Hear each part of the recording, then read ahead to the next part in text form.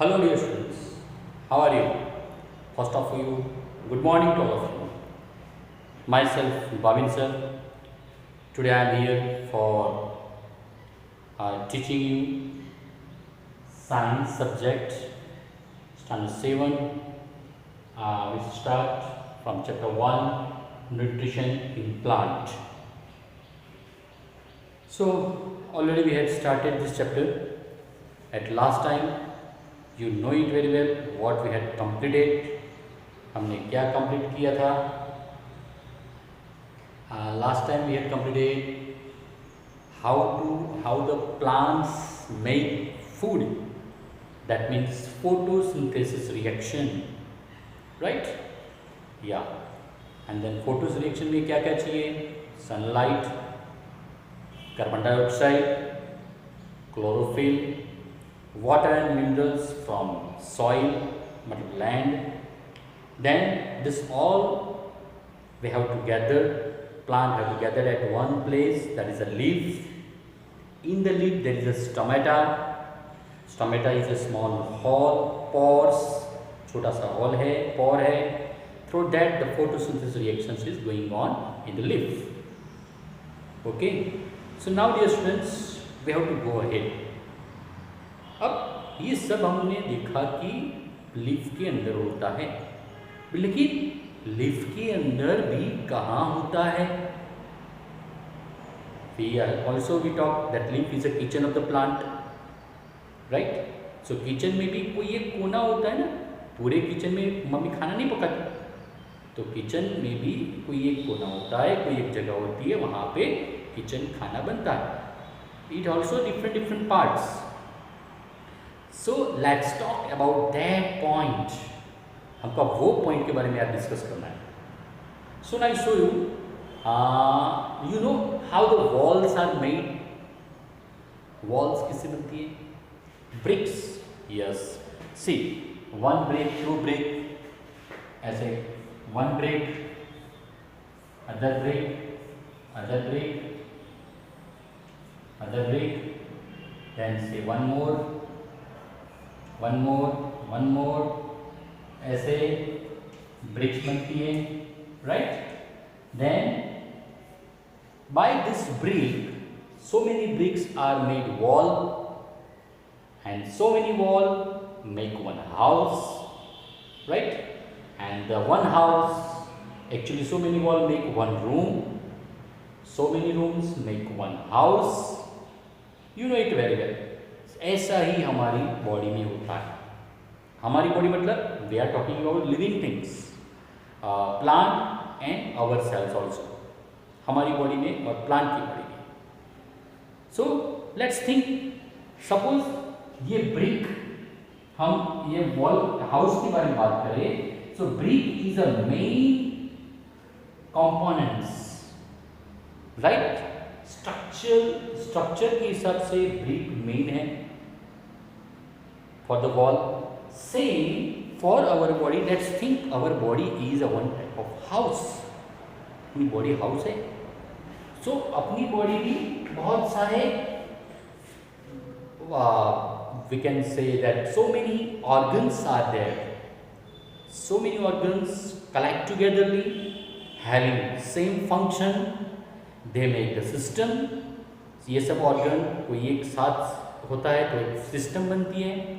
And then like this the blood circulatory system, respiratory system, श्वास लेते वो blood घूमता है हमारी बॉडी में. So many systems are connectively work together and this make our body. But what is the centre of the house? ये house बनता है, लेकिन हाउस के बेस में सेंटर में क्या है? ये ब्रिक. ऐसे ही हमारी body made up of so many cells. Our body is made up of so many cells. This way, I show you one cell here. ऐसे one cell, two cell, three cell, जैसे one brick, two brick, three brick make wall. ऐसे one cell, two cell, three cell make one tissue. And some tissues, like some four wall make one room. ऐसे some tissues having same function, they make one organ. यहाँ पे room बनती है, वहाँ पे organ बनता है. राइट। अब 1 रूम, 2 रूम, 3 रूम, 4 रूम क्या होता है? House. Same 1 organ, 2 organ having same function, कुछ organ same function के मिला के they are become one system, like our blood circulatory system, respiratory system, skeletal system, right? And this way some systems together make one body. So we can say at the center of our body, basic components of the body, structural and physical components of the body is the cell. जैसे house या तो कोई भी building के centre में brick है और so many brick से वन वॉल बनती है, ऐसे ही समझ लो ये सेल हमारे बॉडी के अंदर होता है और so many cells connect together one make tissue, so many tissues make one organ, and few organ connected with each other having the same function, it's a one system, and the system, few systems make one body. So my dear students, we have to learn about the cell. ऐसे cell के बारे में आप आगे भी सीखोगे, but here you have to learn the cell. अब cell के मेन पार्ट्स हम थोड़ा ही सीखेंगे सर के बारे में। Like see this wall, this house, यह मैंने ब्रिक ड्रॉ की थी। सो ब्रिक की बाउंड्री है ना, बाउंड्री मतलब बॉर्डर। ऐसे each and every cell has the boundary. हर सेल को ये बाउंड्री होती है। जैसे मैंने तो ये राइट, ये वाइट कलर से मैंने ये ड्रॉ किया, येलो वाइट कलर ये है। Each cell has a boundary. अब ये वॉरूम की ये वॉल है, वो क्या काम करती है? कंट्रोल, किसको अंदर जाने नहीं देती, बाहर नहीं आने देती। ऐसे ये cell membrane, the cell wall और cell membrane, this is present cell wall, cell membrane in animal cell, ये एनिमल सेल में होता है और प्लांट सेल में होता है, इट इज सेल वॉल। ये हम बाद में सीखेंगे, लेकिन अभी थोड़ा देखते हैं। सो इन द सेल, अब आपको पता चला सेल कौन सा है? सेल हमारे बॉडी के एकदम smallest part, the smallest part, that means we can not see, even see. मैं अब ये चौक डालता हूँ तो ये चौक का डस्ट आपको दिखाई देता है, उसमें से कोई एक डस्ट लो, उसका भी बहुत सारे पार्ट्स फाड़ो, वो भी नहीं दिखाई देगा। ऐसे हमारे बॉडी के अंदर सेल, और वो सेल की boundary, border, it is known as cell membrane. वो कवर करता है सेल, जैसे ये वॉल हमारे रूम को कवर करती है, ऐसे ये cell membrane, right. And then the centre of the cell, there is a nucleus. Centre of the cell, cell का कोई एक सेंटर होता है, it is a nucleus, and in between this nucleus and cell membrane or cell wall, there is a place where we can say it is cytoplasm. This is cytoplasm. So we have to learn these three things: nucleus, cell membrane or cell wall, and cytoplasm. So cell wall or cell membrane are boundary of the cell, surround the cell, cell के आजू बाजू होता है, right? Cell nucleus is at the center of the cell, and between nucleus and the cell membrane there is a material, it's known as cytoplasm. So here you have to learn about the cell membrane, nucleus and cytoplasm. अब मैं आपको इसके कुछ function बताता हूँ। What is the function of the cell wall? चलो wall का function क्या है? Protection, right? Same, it is also protection the cell.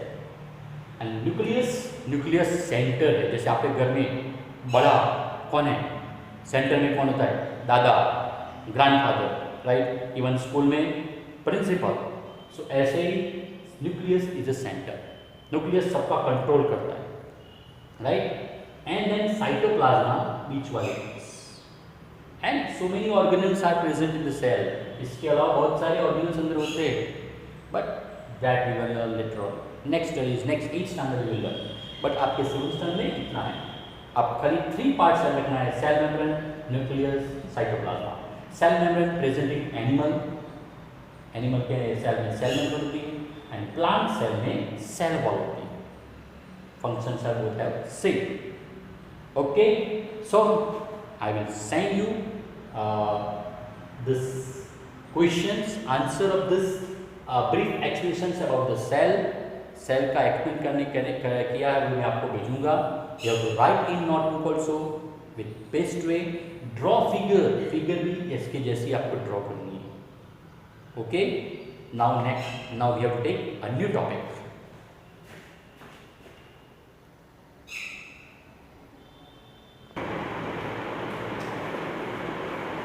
So my dear students, let's take another topic. Other mode of nutrition in plant. हमने देखा photosynthetic reactions and so many things. Now some plants having other mode of nutrition, मतलब उसी तरह से अपना nutrition लेते हैं. For example, parasitic nutrition. Parasitic nutrition, that means they have to live on other body, दूसरे के plant के ऊपर रहते हैं और उसमें से न्यूट्रिशन लेते हैं. दैट मीन्स फॉर एग्जाम्पल ये अमरबेल आपने देखा है कि बेल जैसी होती है वो किसी और प्लांट के ऊपर रहती है और अपना न्यूट्रिशन मतलब जो उसको खाना वाना चाहिए वो लेती है. Right, it is also known as cuscuta is अमरबेल. Then now insectivorous nutrition. Insectivorous nutrition, it is known as Nepenthes or it's also known as pitcher plant. Now what is Nepenthes? ये insectivorous nutrition क्या करते हैं? They eat insects. वो insects को खाते हैं. मतलब अपनी ताकत के लिए, अपनी एनर्जी के लिए, अपनों को फूड की जगह पे वो insects खाते हैं. It's a pitcher plant. उसके अंदर जब भी insect जाता है तो प्लांट अपना मुंह बंद कर देता है आगे से जो plant. Then that insects are taken as a nutrition for the plants, right? Then other saprophytic nutrition. Saprophytic nutrition is mushroom and fungus.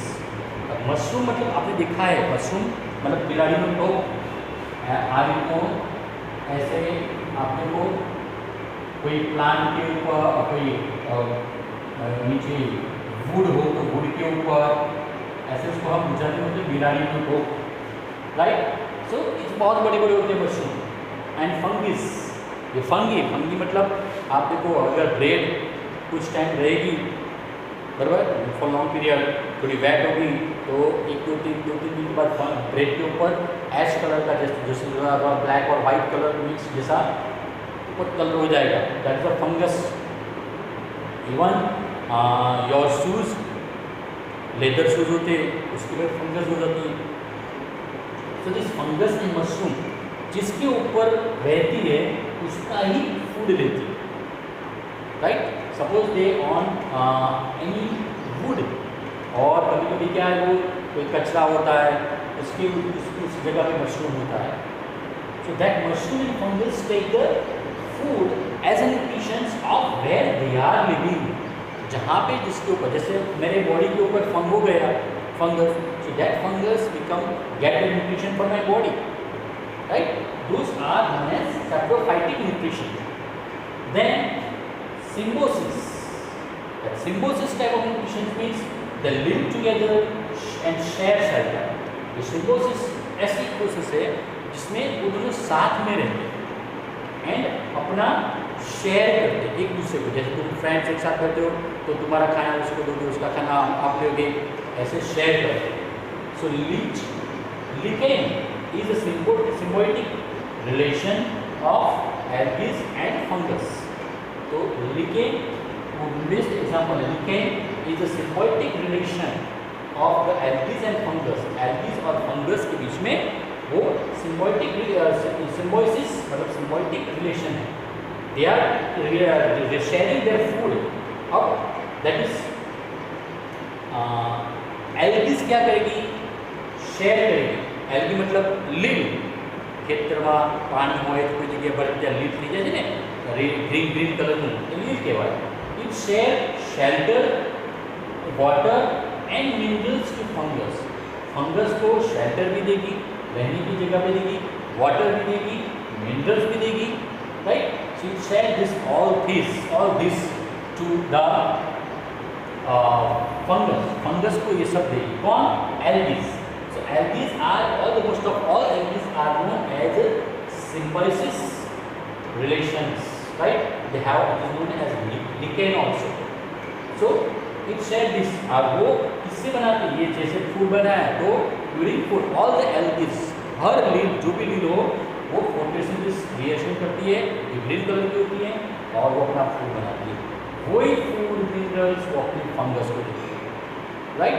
So this way the different types of nutrition in the plant, same some different types of nutrition in our animal also that we learn in the next topic. But in animal what happen, we are depend on 100% plant, हम plant पे depend करते हैं.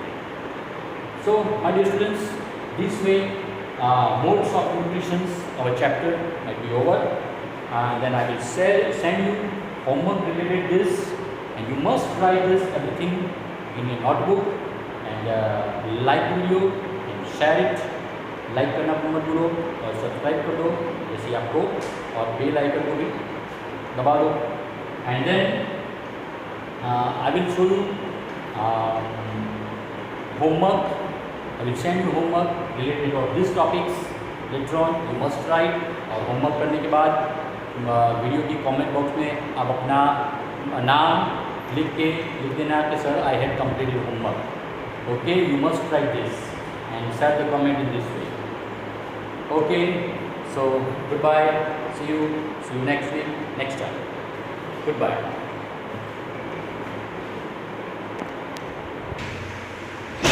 अब मैं आपको ये नज़दीक से देता हूँ, ये आप देख लो और लिख दो.